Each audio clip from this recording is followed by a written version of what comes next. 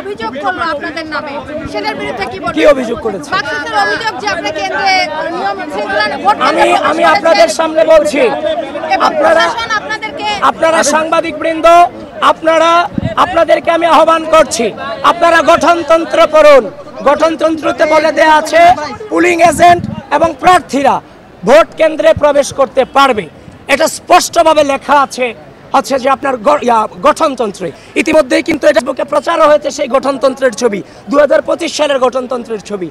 অনিয়মের অনেক অভিযোগ আমরা করতে পারতাম সকাল থেকে, যেমন আমাদেরকে প্রপারলি পরিচয়ের কার্ড আমাদেরকে দেওয়া হয়নি, হল বুথগুলোতে দু একটা বুথ আমি প্রবেশ করতে পেরেছি, বাদবাকি সবগুলোতে আমাদেরকে এতিমের মতো কেন্দ্রের সামনে দাঁড় করায় রাখা হয়েছে।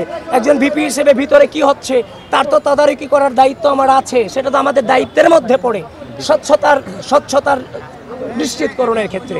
তো সুতরাং যারা আমার বিরুদ্ধে এই ধরনের অভিযোগ করেছে এবং যারাই আচ্ছা যে গঠনতন্ত্র না পড়ে এই সংবাদটা যারা ঢালাওভাবে প্রচার করেছেন, আমি আপনাদের আহ্বান করব এই জুলুমগুলা করা উচিত নয়।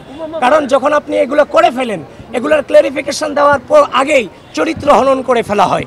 সুতরাং এখনো পর্যন্ত সজ্ঞানে এই নির্বাচনকে সর্বোচ্চ সহযোগিতা করে যাচ্ছি।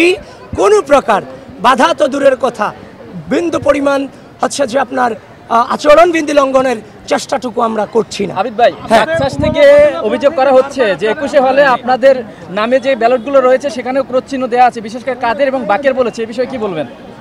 সেটা সম্পর্কে এখনো পর্যন্ত 21 হল দিকে যায়নি এবং সে খবরটা আমার কাছে আসেনি।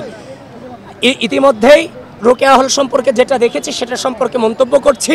একটু পরে আমি ভোটাধিকার প্রয়োগ করতে যাব উদয়ন স্কুলে, সেখানে ওই সম্পর্কে আমাকে জানতে হবে, তারপর আমি মন্তব্য করতে পারবো। বাংলাদেশের শক্তিশালী থার্মিক স্টিল বার ফেমাস স্টিল লিমিটেড।